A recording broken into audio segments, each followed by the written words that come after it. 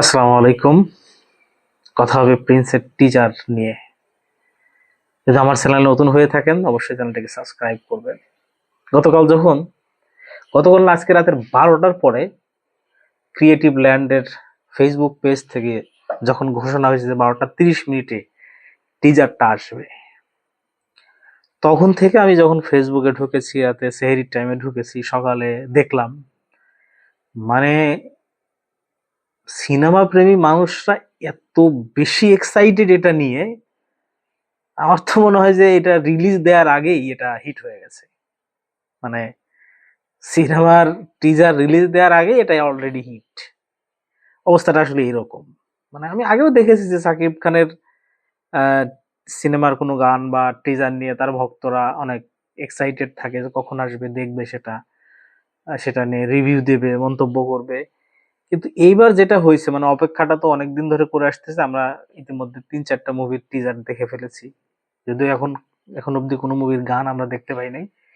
তো সেই জায়গা থেকে আজকে অবধি মানুষের যে এটা নিয়ে আগ্রহ, সেটা দেখে সত্যি আমি অবাক হচ্ছি আর ভাবতেছি যে স্টার কাকে বলে।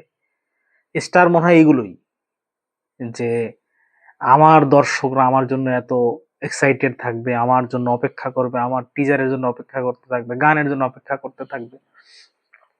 এটা মনে হয় স্টার। শাকিব খান সেটা দেখিয়ে দিয়েছে আরো একবার যে মুক্তির আগেই অনেক কিছু হিট হয়ে যায় না। তো আমার মনে হয় এই টিজারটা মুক্তির আগেই হিট। আশা করি বিগত এই যে কয়েকদিনের মধ্যে যে কয়েকটা মুভির টিজার আসছে, শাকিব খানের মুভির টিজার, সেটা অবশ্যই ছাড়িয়ে যাবে সবকিছু। ভিউ এর দিক থেকে, কোয়ালিটির দিক থেকে তো অবশ্যই। কারণ এই সিনেমার বাজেট আপনারা সবাই জানেন যে অনেক বড় বাজেট একটা সিনেমা। তো আমার মনে হয় যে এটা একটা ইতিহাস সৃষ্টি করবে এই সিনেমার টিজারটা।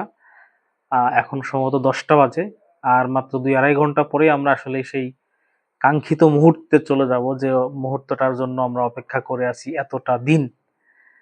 তো আপনারা সাকিবিয়ান যারা রয়েছেন তারা এই টিজারটা নিয়ে কতটা এক্সাইটেড, আপনাদের কেমন লাগতেছে, অপেক্ষার প্রহর কি কাটতেছে কি কাটতেছে না, সেটা অবশ্যই কমেন্ট করে জানাবেন।